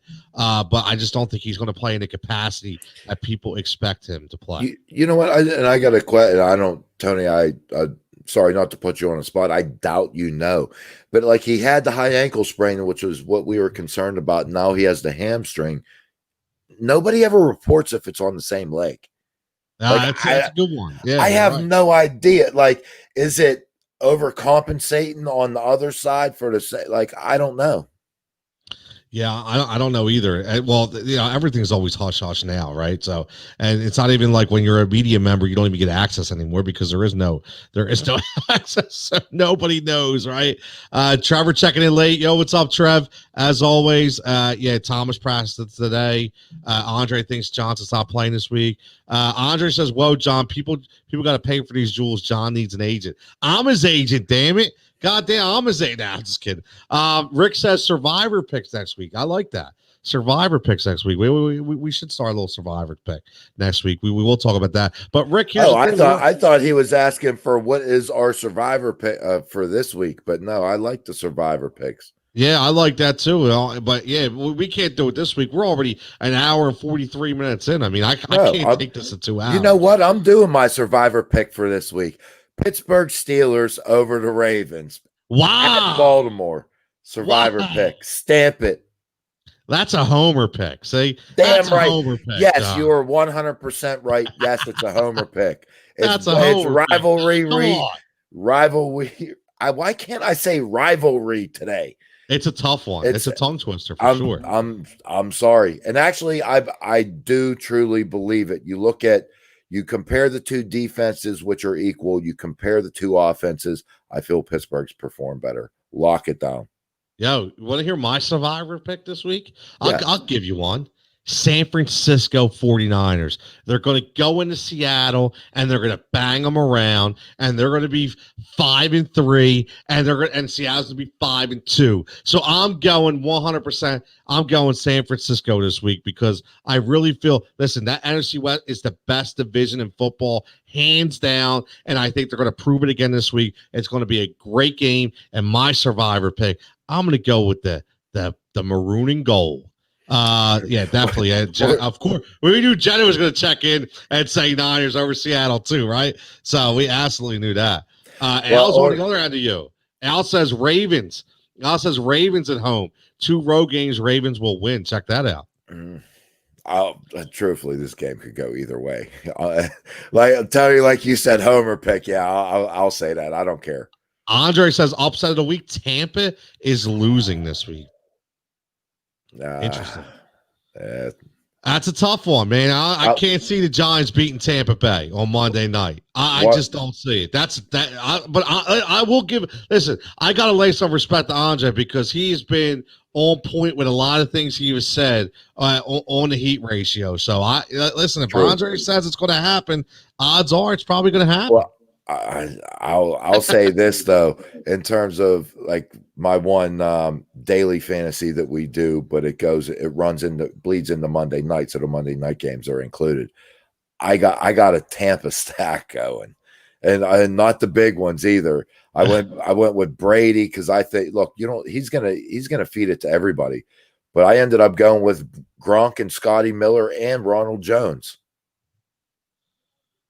Listen, Rojo can secretly have a really good week this week, man. You get up on the Giants, they're going to run the ball. He's their running back. I see Scotty Miller finding the end zone. I see Gronk finding the end zone, which means Brady already got 2 touchdown passes. Oh, Gronk's going off this game. The Gronk is starting to cement himself, man. He's making my keeper pick look really good, John. No. Remember You're still a long ways off on that one. You're getting there. I know. Alex Jackson says, by the way, Thomas practiced today. I did see that. I know Jenna hit me up with that as well. I know he practiced, which definitely gives you a little more confidence that he's going to play. That's why I do think he will play. I just don't think he's going to be the Michael Thomas that we expect him to be, at least until like week 10 or 11. Just my opinion. But John, hour 46 minutes, we got to roll, man. I want to watch second half of this game. I don't put my feet up, but listen, everybody checking in as always. Appreciate the love, appreciate the support. And one thing I will tell you is I know this is a great show because we were talking fantasy football, okay? But we are going to continue this show going into basketball season, okay? And I'm gonna check John a little bit, and we're gonna talk because this is going to turn into a DFS show.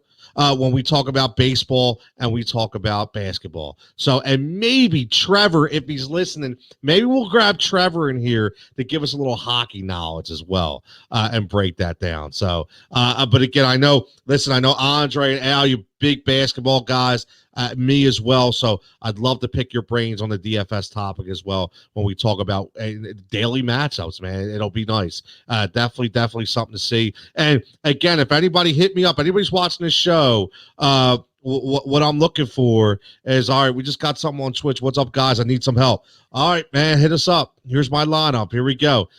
So while we're waiting for the lineup, I will say, looking for people. Right now, I'm looking for a couple prop bet people. Anybody that would be willing to do some prop bets every week for the heat ratio. So what I want is just somebody, to either record themselves, and send me the audio. I'll doctor it, whatever you want. And I want to kind of make an audiogram out of it. And you will be one of the prop kings or queens for heat ratio sports. So if anybody's interested in that, please let me know. It'll probably take you about 15 minutes a week. Be part of the crew so we can get another element to this network that we're trying to build. All right, so we're waiting here. Here's my lineup: 14 team PPR. Oh, this is right up my alley. It's 4. Give me them deep. Give me them deeps. Listen, do we really? I thought 12 was bad. 14 is deep, man. That's where the players play. Wow, that's where the players play. What we talking? That's a song. That's a welcome to Atlanta. That's a welcome to Atlanta where the player. That's a ludicrous show. No, that's Jermaine. Oh no, actually, Jermaine Dupri's on it. Yes, they're both on it. Yeah, man. Hey, so we talked on the Heat Ratio about having the music episode and me keeping my CDs. And we're doing that. We there is some Jermaine Dupri up in the CD. I'm just saying. I'm just saying. A little bit of him and Mariah. Oh man, I love me some Trey D. All right, look, here we go. 14. Wow, here we go. Mahomes, Kamara, CMC, Julio. Oh my God, this is a 14-team league. Bench, Murray, J.K. Dobbins, Sterling. Wow. I'm so stacked. He writes, I traded a dude who was 1-4 for C-Mac, gave up Antonio Gibson and David Johnson for him, and been what? Wow. And traded Mike Davis for Julio straight up. Wow. So wait a minute. I'm trying to figure out real fast here. My man needs some help. What does he need help on? Who to start? I think I don't think you touched that lineup. Am I wrong here, John? I mean, listen, Mahomes, Kamara, C-Mac, Julio. I mean, obviously, right tonight, I mean, we're past, it's Thursday, but my Lord, that's a hell of a lineup. Oh, here we go. He says, but out of all those guys, should I drop any of them for Reagor or Lazard, both coming back from injury, or McKissick? No. Out of any of the guys on the bench? No. I don't know, man. I don't know. Julian Edelman for me.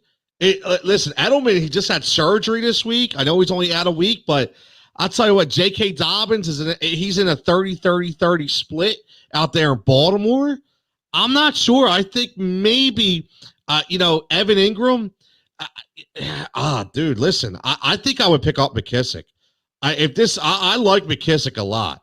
I think he has a tremendous PPR value. So listen, any of them for Reagor or Lazard. I don't know what Lazard's going to be after the injury. He was really good before he went out. Don't know what he's going to be when he comes back. Reagor we talked about. Don't know about volume, but I like McKissick. I do. I'm soft for McKissick. Okay. He says Mark Ingram. Yeah, I mean, listen, so it's not Evan Ingram. Okay. So, listen, at the end of the day, John, I'll refer to you here. Mark, the only guy on that list that I would look at is J.K. Dobbins. And the only reason why is if you're carrying J.K. Dobbins and Mark Ingram and not starting either of them, in my opinion, why not add another guy to the mix? Because that's a 30-30-30 split out there, like I just said earlier. They're each getting 30% along with Gus Edwards in there. So I think that's the one guy I would probably drop. If you have to drop one of them, that's the guy you drop. But at the same time, Ingram's a little banged up. And right. I understand. Look, Ingram's we're talking season long. How about drop Ingram? He just drop Ingram for McKissick and keep Dobbins. No. I have no trust or confidence in McKissick. Look, he's the same type of guy that he was. Where was he before that? Was it Detroit or Seattle that he was at? I have no trust. I have no trust in that offense. I have no trust in McKissick. I don't believe. Look, you're banking on catches from a running back. All right, look, if your name isn't James White in 2018 or Tariq Cohen in 2019, I really want to have nothing to do with a running back that only catches passes, let alone from a team like the Washington football team. So, no, I'm not doing. I would rather watch Gus Edwards get in the doghouse and have them just give up on Ingram because they're not re-signing him next year and putting in the most explosive guy. Could he be the Miles Sanders / DeAndre Swift? All it is a decision from the coaching staff. So, no, I'm not giving up Dobbins, especially with having Ingram there. I'm not giving up Dobbins, and I really don't trust McKissick. The only thing I'll say, your starters are ridiculous. Like, ridiculous. it's a 14-team league, so you don't have a lot of depth. No, the only way you're going to improve your team, you would have to make 3 moves and start packaging different guys together. Wait for McCaffrey to come back and somehow trade him to get like a Josh Jacobs and someone else and then flip those guys. No, you stick with what you got. Try to upgrade your bench. Look on the waiver wire. If there's a guy, McKissick is not the guy. I disagree. Okay, because what I'm looking at is exactly what my man's looking at right now. Because he's getting 5+ catches a game, the last 5. He's getting the volume. Right now, you mentioned, listen, I am not a Mark Ingram guy. Okay, I don't think any of those guys have more value than the other. But if I had to pick between Ingram and Dobbins, I'm dropping Ingram right now and picking up J.D. McKissick because I think week to week he is going to give you more volume.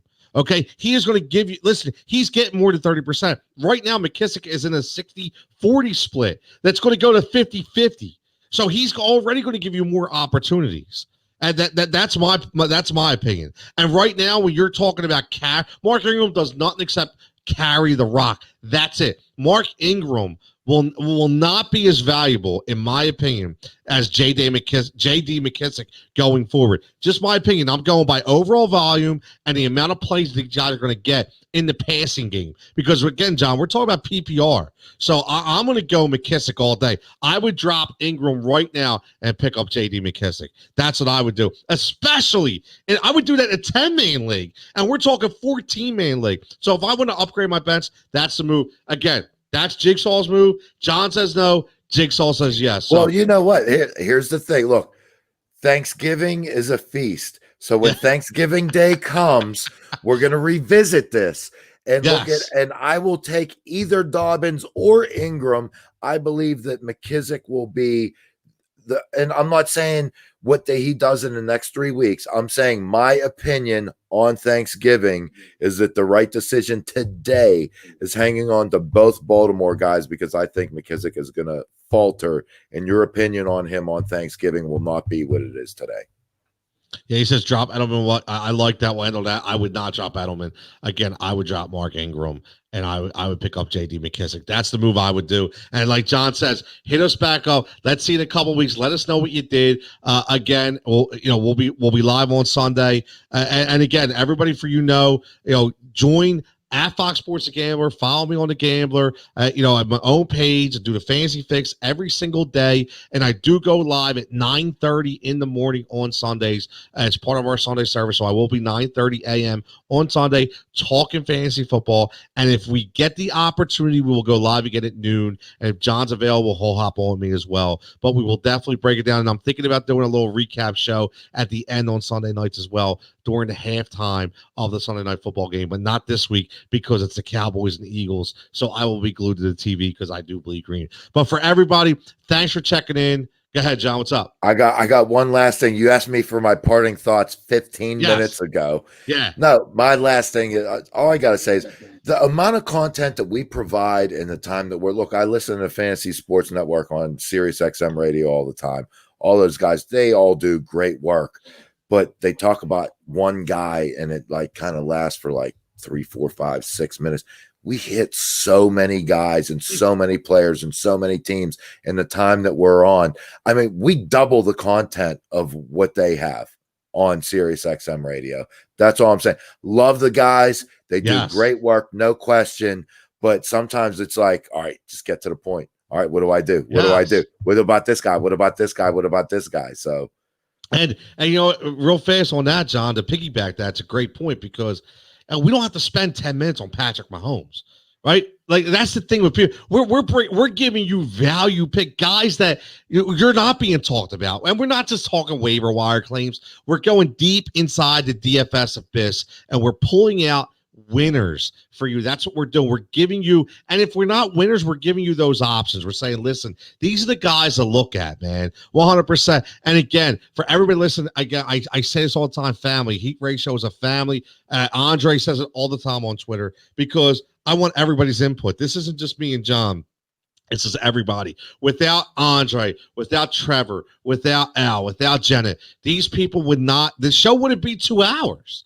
Think about it. We've only got nobody just wants to hear me and John talk to each other back and forth, right? We want the interaction. That's why we do go live. But in case you miss it, we will be podcasting as well. Again, Heat Ratio Sports on Apple, iTunes. Find it. Google Play, Spotify, everywhere. It's on iHeartRadio. It's on Google Play. Again, ratings, reviews, they mean the world. So if you guys wouldn't mind, give us a little rating. Go on that Apple app. Give us a rating. Give us a review. It means a lot. Let us know what you think. And again, thank you so much for tuning in. As always, good luck on your fantasy contest. And get back at us, too. Tell us if we were wrong. Tell if we helped you. Tell if we hurt you. We want everything. We want to hear wins, losses, and we definitely want to hear when we were right. I can tell you that. But again, as always, stay safe, stay healthy. At PGH John 36, at Cutillo 23, at Heat Ratio Sports. We'll see you on Sunday.